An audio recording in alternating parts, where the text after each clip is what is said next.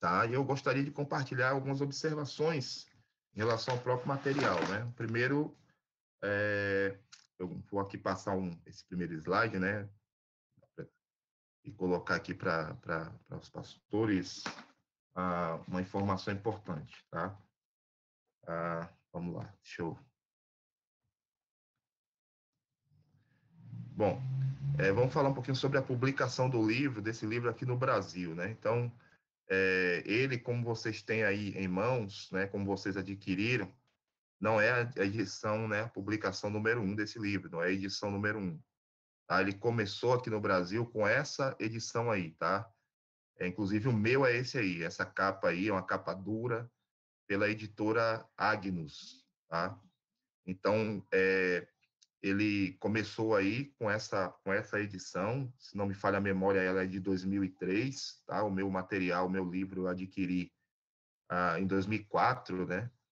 Nem fazia ideia ainda do que seria aconselhamento bíblico, mas eu estava numa livraria fazendo algumas compras de material, e aí peguei esse livro aí, de forma bem despretensiosa, né?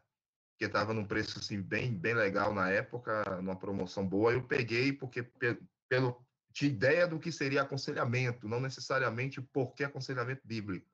Então, como já estava no ministério, né, auxiliando o pastor da nossa igreja, eu julguei que seria de bom proveito. Só que é interessante que eu adquiri em 2004 e só vim de verdade usar esse material, ler, na verdade, com o intuito de aprender, né, direcionado, de forma direcionada, em 2018, ou seja, 14 anos depois. Foi quando eu adentrei ao curso de aconselhamento bíblico, né? Comecei a fazer um curso de nível de mestrado em aconselhamento bíblico, e esse livro é o livro-chefe, o carro-chefe número 1 da primeira disciplina de introdução, né? Esse livro aí é o livro que dá a base total para o demais, para o segmento do curso, tá? Aí ele teve uma edição, né, uma nova edição, que é esse daqui, ainda pela editora Agnus, né? Essa edição, se não me falha a memória, é a edição 2010, tá? Ele não era mais de capa dura, tá? Mas o conteúdo é exatamente igual, inclusive a edição, a formatação, né? O layout da edição, ele é exatamente igual. A mudança, na verdade, só foi da capa, do material da capa, né? E deixa de ser capa dura para ser capa flexível, né? Capa brochura, e muda o desenho, né? Vamos dizer assim, da capa, a figura da capa. Mas o conteúdo é exatamente o mesmo. E a última publicação é exatamente essa que vocês têm em mãos aí, não mais pela editora Agnus, agora pela editora Thomas Nelson, né? Thomas Nelson, ela comprou todos os direitos de publicação do material do John MacArthur, né? Hoje, o direito de publicação de tudo que o John MacArthur produzir é da Thomas Nelson, tanto nos Estados Unidos como no Brasil, tá? Então, ela fez essa nova edição aí, ela ficou um pouco mais enxuta, porque eles diminuíram o tamanho da fonte, né? Eles fizeram um ajuste aí no próprio layout da edição, da mancha, né? Que a gente chama, na página, e o livro ele ficou com menos páginas. Para vocês terem uma ideia, essa primeira edição aí, né? Estou até com o meu aqui, ela tem aí 438 páginas, tá? E nessa nova edição da Thomas Nelson, cerca de 390 páginas, um pouco mais que isso. Então, aí, praticamente quase 50 páginas a menos, tá? E isso não é só uma questão de ajuste editorial, não, tá? Isso aí também teve algo que eu considero aí um pouco comprometedor. Por que que eu passei essa edição para vocês adquirirem? Porque vocês só encontram ela hoje, não tem outra edição. Até uns poucos exemplares dessa segunda edição aqui da Agnus, alguns lugares que tinha já não tem mais, tá esgotado. Então, a Agnus não vai mais imprimir porque não tem mais esse direito. A Thomas Nelson, que está imprimindo agora, ela fez algumas alterações importantes, né? E algumas não tão importantes, foi só uma questão de arranjo. Ela fez um arranjo diferente na ordem dos capítulos, tá? Quanto isso aí não tem problema, porque eu já fiz um esquema levando em consideração essa nova edição de vocês, tá? Esquema de leitura. mas ela fez aí algumas mudanças que eu considero importantes e até, de certa forma, comprometedoras. Primeiro, ela eliminou dessa nova edição o capítulo que fala sobre os puritanos, né, que é exatamente o capítulo 2, os puritanos ingleses, um paradigma histórico de aconselhamento bíblico, né? Então, assim, por que eu considero esse capítulo de suma importância? Porque ele vai eliminar aquela ideia, né, que porventura possa surgir, de que o aconselhamento bíblico é um movimento, né, é algo assim, é uma novidade, né, é uma estratégia que a igreja pode adotar como algo a mais para o seu calendário de programação aí, ou mesmo para os seus ministérios internos, né, algo como se fosse uma opção. Então, quando a gente vai estudar o aconselhamento bíblico na história, e vê que os puritanos, eles faziam aconselhamento bíblico e eles não admitiam terceirizar a responsabilidade do conselho bíblico aos membros da igreja, né? Então, nós estamos falando aí de século XVI, né? Os puritanos, eles começam na Inglaterra, assim, eles chegam no seu auge lá por volta de 1560, né? Então, a gente está falando aí de algo com quase 5 séculos já de história, né? Então, os puritanos, eles eram conhecidos como médicos de alma, né? Porque eles, literalmente, com a palavra de Deus, eles curavam a alma daqueles que faziam parte da igreja, né? Então, eles não relegavam isso a nenhuma outra pessoa, a nenhum outro tipo de especialista, enfim. Então, na história, a história do aconselhamento bíblico, literalmente, ela está presente na história da Reforma Protestante desde o seu princípio, tá? Então, esse embasamento histórico é importante, porque fica claro para nós que não se trata de um movimento ou uma novidade ou algo dessa forma, dessa natureza, uma estratégia, por exemplo, eclesiástica ou eclesiológica, mas sim a proposta do aconselhamento bíblico é de um resgate. Então, a gente tirar esse capítulo, e aí, o que eu vou fazer? Por julgar importante, eu vou, à medida que a gente for fazendo nossos encontros quinzenais, eu vou trazer um aspecto importante do capítulo que a edição nova eliminou da nova edição, né, do livro. Então, eu vou trazer, por exemplo, próximo encontro, já vou trazer alguma coisa do capítulo que vocês não têm aí. Eu tenho no meu, porque, repito, meu livro, ele é da primeira edição aqui no Brasil, é esse aqui, tá? Então, eu vou,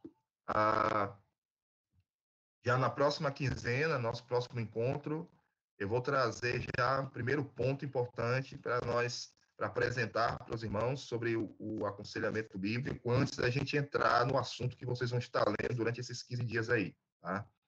Então, vou me comprometer com isso a cada encontro, fazer uma abordagem sobre os puritanos e o aconselhamento bíblico.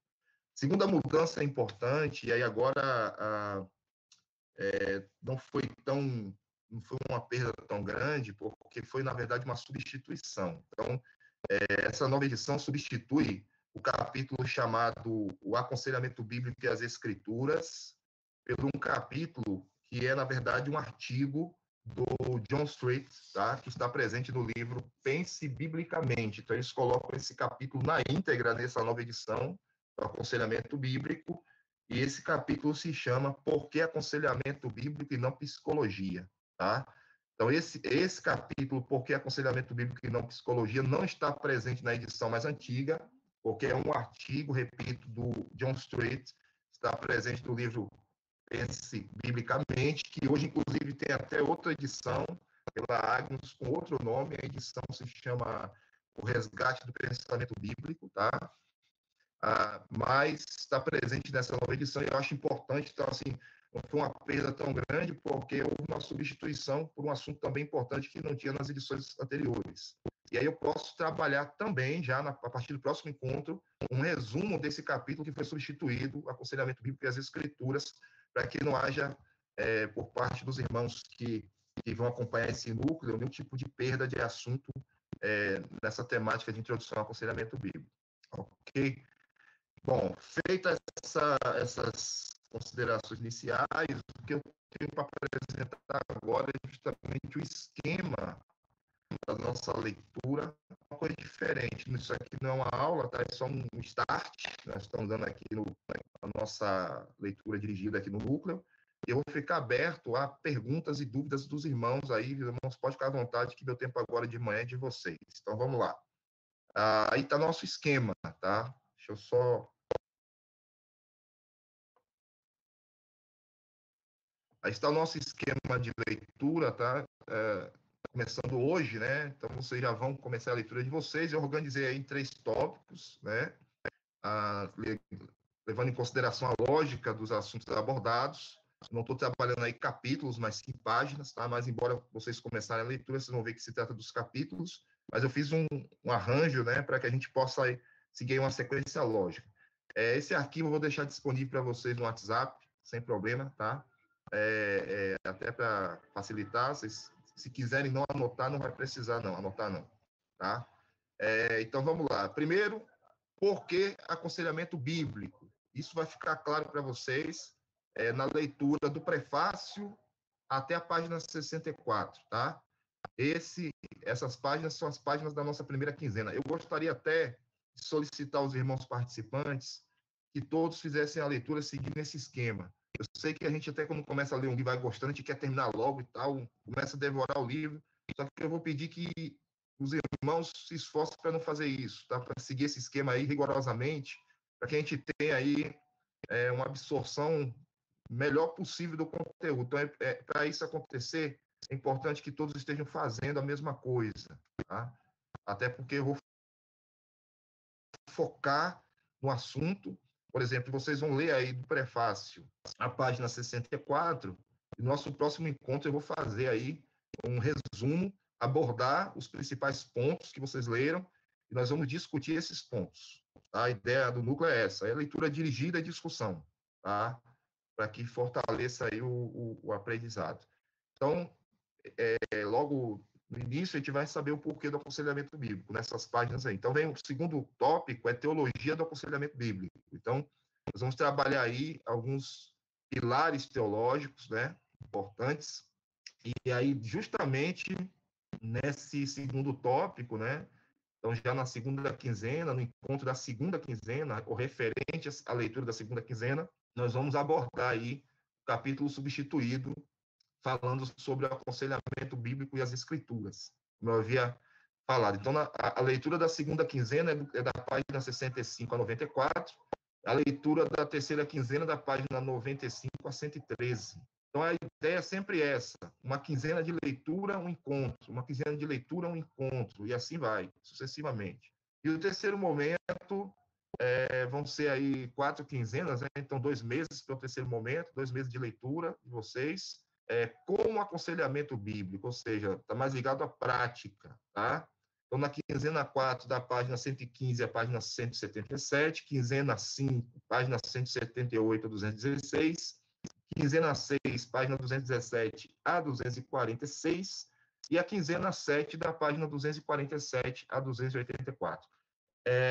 O que vai acontecer aqui? À medida que a gente for fazendo a leitura e vai discutindo nos encontros via Zoom aqui, vai surgindo naturalmente, e na leitura de vocês mesmos aí em casa, vocês já vão perceber isso, vai vir aqueles insights.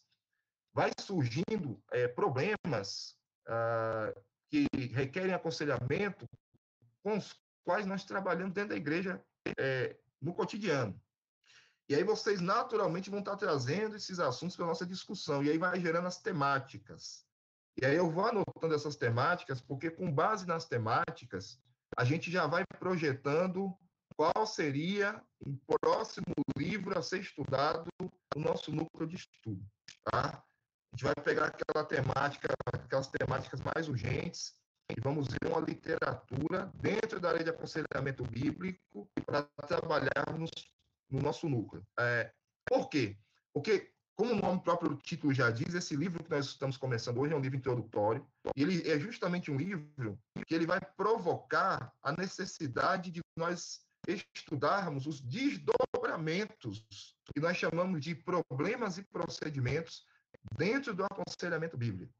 Então, quando a gente começa a pensar em problemas e procedimentos, Aí surge, por exemplo, temáticas como depressão, surge temáticas como a necessidade do aconselhamento conjugal, surge temáticas como pessoas que estão sofrendo com ansiedade, surge temáticas relacionadas a pecados ampla, e a ideia de relacionamentos, né, dinâmica de relacionamentos, própria disciplina eclesiástica, que está dentro da área de aconselhamento bíblico também. Né? Então, vai surgindo as temáticas e a gente vai começar já, a partir das temáticas, a gente começa a projetar a próxima literatura para o nosso núcleo de estudos.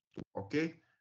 Bom, é isso, né, para esse start da minha parte. Agora eu gostaria de que os irmãos, né, os pastores, aí, os líderes, estivessem colocando aí perguntas ou mesmo contribuições que gostaria de fazer, alguma impressão, já que já teve do livro, né, ao folhear.